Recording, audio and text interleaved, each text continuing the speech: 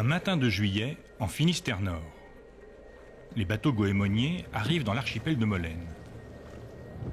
Sur le Saphir d'Yvon Troadec, c'est le moment de démarrer le Scooby-Doo.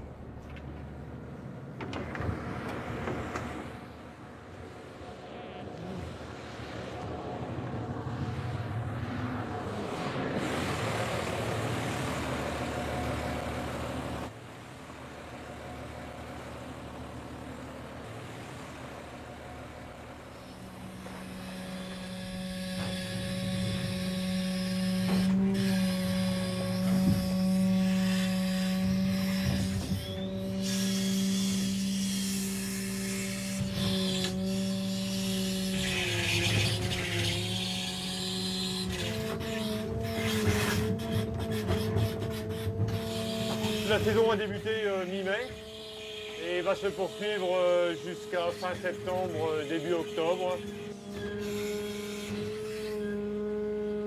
Et à partir de juillet, là, on est passé donc en pleine exploitation, c'est-à-dire qu'on travaille 5 jours par semaine. Du lever du soleil, voilà, au coucher du soleil, on a le droit donc de récolter cette algue.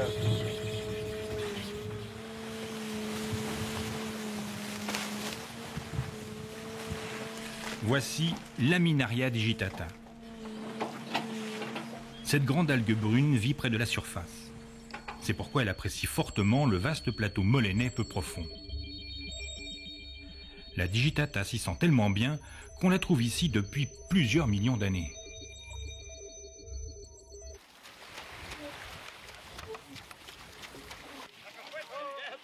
Les goémoniers bretons la récoltent depuis le début du XIXe siècle.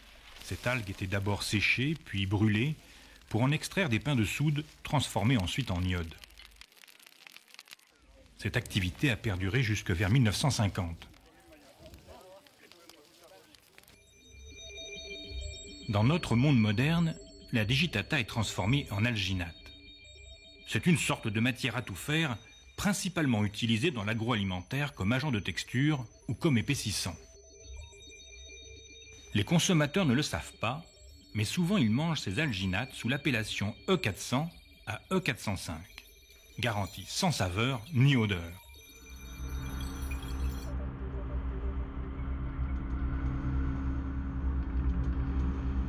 Mais des menaces se profilent et font peser des incertitudes sur l'avenir de cette activité florissante.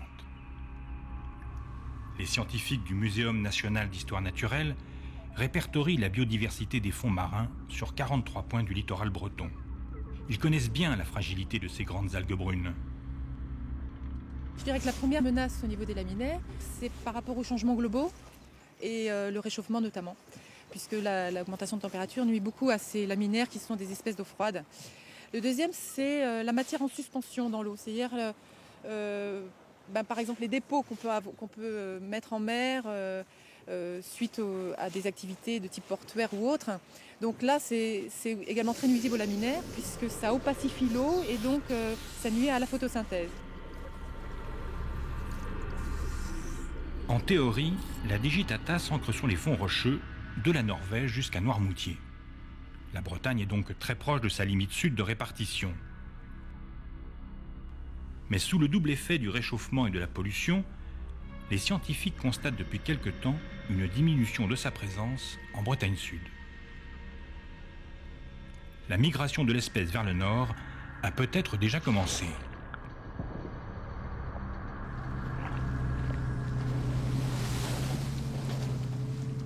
L'activité des goémoniers se situe dans le Finistère Nord. Les eaux y sont à la fois plus froides et plus claires qu'en Bretagne Sud. Jusqu'ici, l'algue est toujours bien présente. Chaque année, l'ensemble de la flottille récolte entre 50 et 60 000 tonnes. Certes, une baisse de la production pendant quelques années a semé le doute, mais pour les goémoniers, tout cela n'a rien d'anormal pour l'instant. La ressource, elle fluctue, c'est normal. Ça dépend des facteurs climatiques, ça dépend de beaucoup de choses en fait. C'est un peu comme pour les paysans, hein. Les récoltes ne sont pas homogènes d'une année sur l'autre. Hein. Bon bah nous c'est pareil. Alors notre grand souci, c'est vrai que c'est ce réchauffement climatique. Mais là, malheureusement, nous, à notre niveau, on ne peut pas faire grand-chose.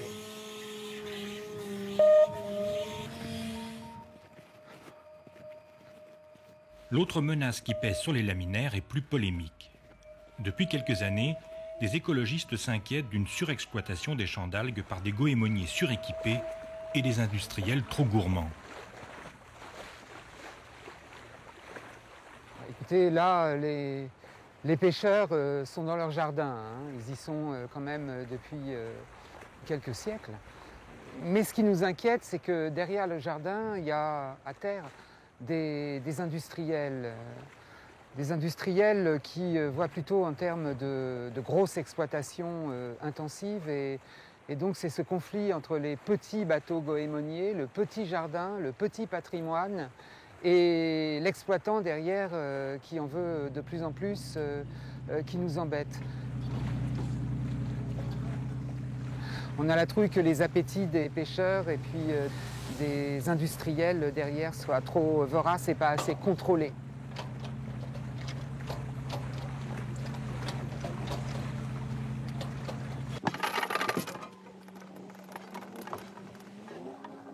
Évidemment, les arguments de l'association Robin des Bois et les articles de presse qui ont suivi passent mal chez les goémoniers. Le problème avec ces organisations-là, c'est que le plus souvent, elles ne sont pas objectives.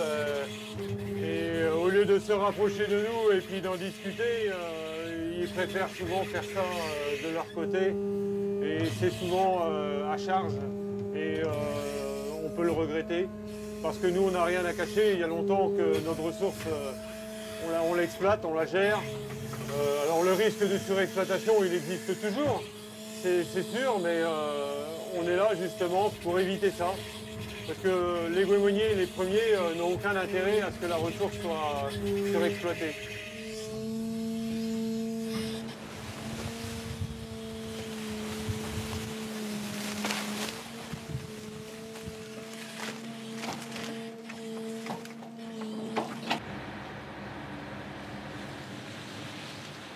Chez les industriels, c'est le même son de cloche. L'accusation des écologistes est rejetée. Autour de Brest, 2 usines fabriquent les alginates, l'une à Landerneau et l'autre à Lannilis. D'abord bretonnes, puis françaises, ces entreprises appartiennent maintenant à des multinationales. Ici, le géant américain Cargill. Les images sont contrôlées et la parole se veut rassurante. Le directeur de l'usine met en avant une gestion responsable. Pour nous, il est hors de question d'aller sur une surexploitation. Nous mettons en place chaque année des mesures qui s'adaptent à la ressource, avec des sondages qui sont faits par l'Ifremer qui nous disent quelle est la quantité d'algues que l'on peut récolter. Nous mettons en place des mesures de restriction de quotas pour assurer ce développement durable de l'activité. Et nous voulons valoriser l'algue bretonne. Nous en avons besoin. Nous avons une activité économique qui en dépend. Les goémoniers dépendent aussi de cette activité économique-là. Et nous ne faisons pas les choses sans être secondés et aidés par les scientifiques. Alors transparente l'industrie des algues? Un peu, mais surtout très discrète. Le chiffre d'affaires de l'usine, nous ne le connaîtrons pas. Pas question non plus de filmer les algues importées du Chili et qui sont mélangées au laminaire breton. Tout serait donc géré de façon rationnelle, avec la science comme caution morale. Voici justement les experts d'Ifremer. Ils ont pour mission de donner leur avis sur la gestion de la filière, mais simplement un avis. Pour savoir si la digitata est en danger ou pas, la méthode est basique mais efficace. Les scientifiques comptent les algues.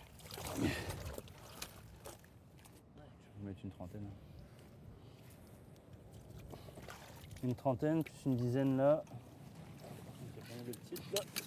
Ah, il y a de la production. Hein.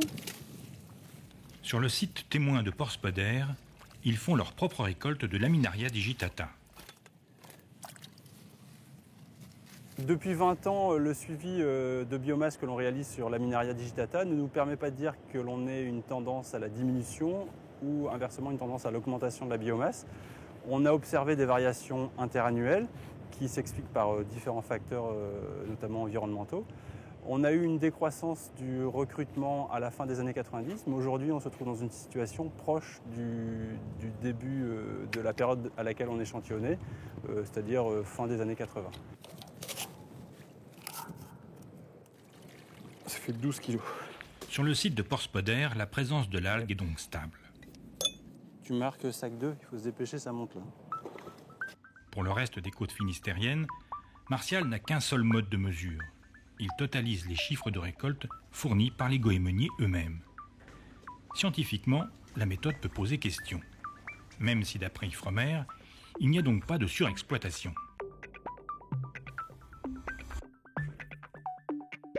En prenant de la hauteur et en observant la répartition de la flottille, il y a pourtant une zone particulière. On a une répartition qui est irrégulière puisqu'on a sur le plateau molénais la moitié de la flottille qui exploite le champ molénais. Et donc il est important de bien suivre son évolution pour ne pas passer dans une situation où on aurait trop de bateaux à exploiter la zone et donc on passerait dans une situation de surexploitation, ce qui n'est pas le cas actuellement, mais il faut vraiment prendre garde à ne pas dépasser un seuil qui serait trop important en termes de production.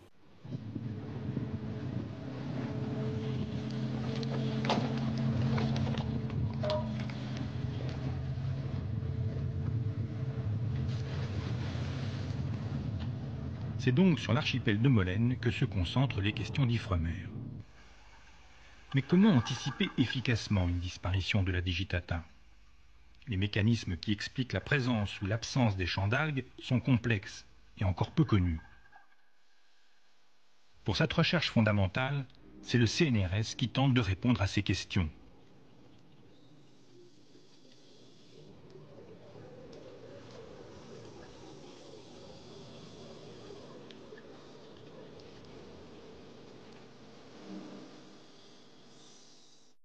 Avec le programme EcoKelp, les plongeurs analysent les différents facteurs qui agissent sur les laminaires. Ensoleillement, marée, courant, pollution, exploitation humaine, concurrence avec d'autres algues.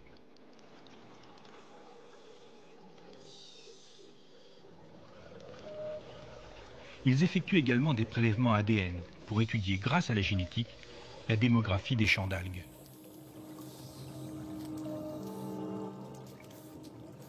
Dans le laboratoire de Roscoff, Myriam Valero dirige ses recherches. Et elle a fait une découverte qui peut être capitale pour l'avenir. D'après cette carte, on a donc une prédiction de l'endroit où on trouve une densité de laminaire assez importante. C'est ce qui est représenté en jaune ici. Et donc avec les outils génétiques, on va regarder la connexion entre ces populations qui sont assez discontinues dans le sud-Bretagne. Ici, on en trouve au niveau de l'île de Sein. Ici, on a le grand champ de laminaire à Molène, donc il a sans doute un rôle important comme population source, parce que c'est une grande population. Donc, comme elle est de grande taille, elle va sans doute retenir une grande diversité génétique, ce qui est important pour l'adaptation future en cas de changement. Et d'autre part, comme elle est grande, c'est sans doute la population qui alimente les autres populations qui sont aux alentours.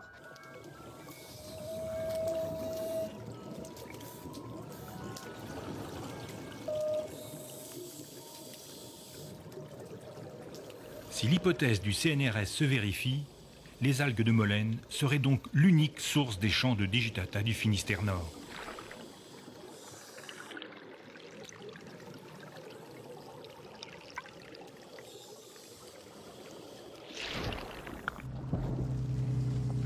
C'est dans ce contexte tendu que sont arrivés récemment les nouveaux bateaux goémoniers. Équipés de 2 grues, ils peuvent ramener le double, voire le triple des navires goémoniers traditionnels.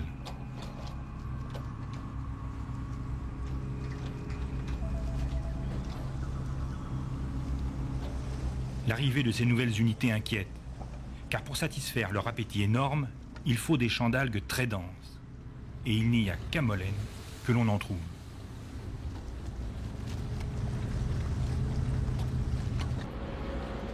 Noël Tanguy a participé à la mise en œuvre de ces nouveaux bateaux. Il est l'un des plus anciens goémoniers en activité.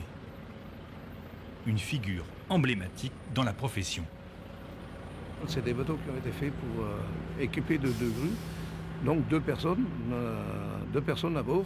Et voilà. Mais seulement ils ont prévu, tant qu'à faire, plus gros pour essayer de rentabiliser l'outil de travail, comme ça coûte beaucoup plus cher.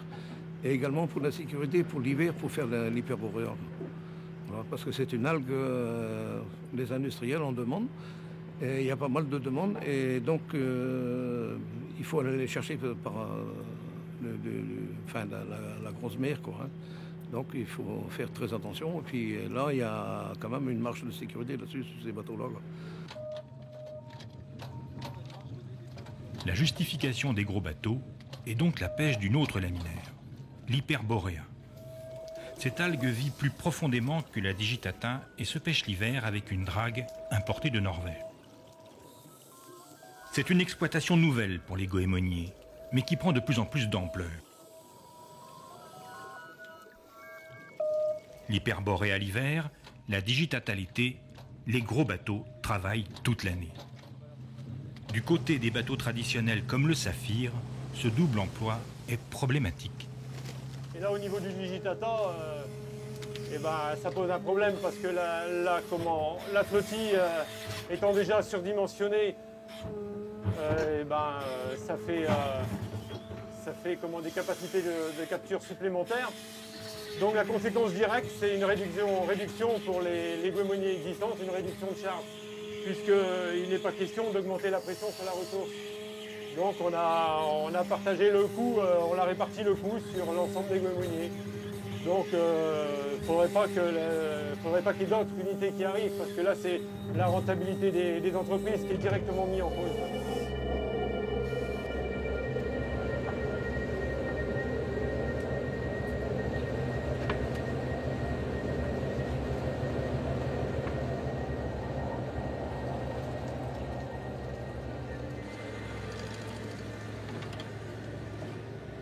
L'apparition des grosses unités met en péril les petits bateaux. Cette évolution traverse l'histoire des goémoniers. Dans les années 50, il y avait 400 voiliers comme celui-ci qui ramenaient au maximum 3 tonnes d'algues par jour. Aujourd'hui, les derniers bateaux sortis des chantiers ramènent 20 fois plus et les goémoniers ne sont plus qu'une cinquantaine. Abandonner des bateaux plus petits mais polyvalents au profit de gros navires est un pari risqué. Car cela revient à concentrer l'exploitation sur le grand champ molénais en délaissant des champs d'algues plus modestes. La source pourrait bien un jour se tarir. Un facteur pousse aussi vers l'augmentation des capacités des navires. C'est le prix de l'algue. Les Chinois, les Norvégiens ou encore les Chiliens exploitent également les laminaires. Et le prix de la digitata évolue peu. Les industriels l'achètent environ 40 € la tonne depuis de nombreuses années.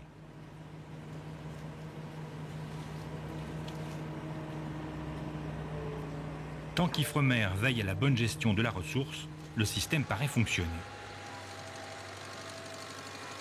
Mais au fait, qui mesure les effets de cette exploitation sur la biodiversité marine? Qui analyse les conséquences de l'arrachage annuel de 50 000 tonnes de digitata?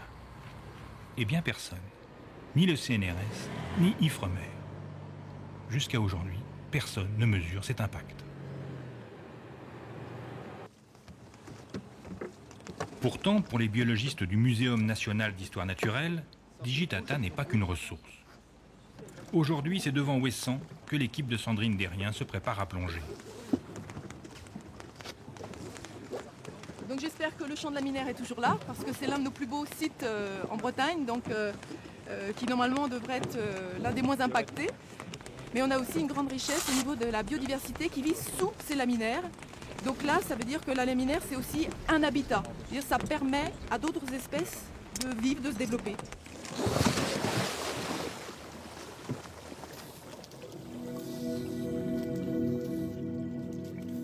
C'est un rôle très important par rapport à tout ce qui est poissons, crustacés, zone de reproduction, frayère à poissons, c'est sûr. Mais c'est également une zone très très importante pour tous ces autres organismes, même s'ils ne se mangent pas. C'est tout là l'importance pour la biodiversité des fonds rocheux, d'avoir besoin de ces champs de laminaires pour se développer, et sans lesquels ce sont des listes entières d'espèces, tous groupes confondus, qui peuvent disparaître.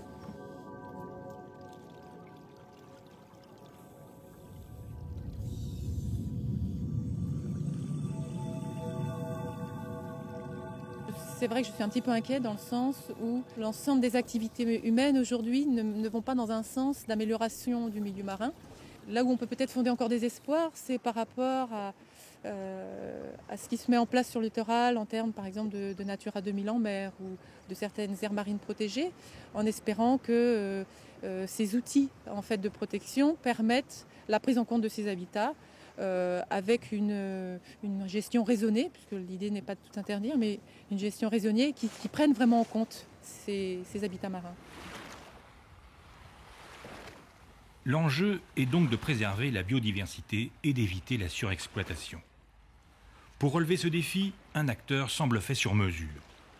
C'est le tout nouveau parc naturel marin d'Iroise qui vient officiellement de voir le jour après des années de gestation. Le principe de fonctionnement du parc est la cogestion. Mais les participants sont-ils prêts à jouer le jeu de ce beau principe démocratique ? On est au tout début de la vie du parc, qui a vocation à avoir une vie assez longue. Le parc marin ne va pas tout réinventer. C'est-à-dire qu'aujourd'hui déjà existent des règles de gestion, des règles d'exploitation des ressources de la mer. Et déjà depuis longtemps, les scientifiques, Ifremer en particulier, travaillent avec les pêcheurs et avec les responsables des activités économiques. Donc, le parc marin, peut-être demain, nous dira qu'il faut travailler dans d'autres conditions. Peut-être demain dira qu'il faut arrêter pendant une certaine période. Peut-être que le parc marin dira si l'on travaille dans telles conditions, on peut continuer. Ou si l'on prélève telle quantité, on peut continuer. Je crois que c'est tout cela que nous avons besoin de voir ensemble, entre scientifiques, associations, professionnels. Simplement, il est clair, le comité régional, là-dessus, depuis le début, on tient toujours les mêmes propos. Il n'est pas question d'avoir une interdiction quelconque qui puisse gêner la profession des marins-pêcheurs. Donc là-dessus, on est catégorique. Qu'on fasse des études, ok, sur la teneur de telle ou telle pêcherie, tout à fait d'accord, mais ça doit se faire conjointement avec les exploitants, avec les hommes qui travaillent dans ce parc marin. Cette opposition de style promet de belles empoignades aux prochaines réunions du parc. Pendant que nous discutons sur la façon de la traiter, la Digitata continue pour l'instant de s'accrocher aux rochers bretons. Il faut espérer que l'algue nous laissera le temps qu'il faut pour agir à sa préservation. Elle est là depuis des millions d'années, et aujourd'hui on s'interroge pour savoir si elle sera encore là dans quelques décennies.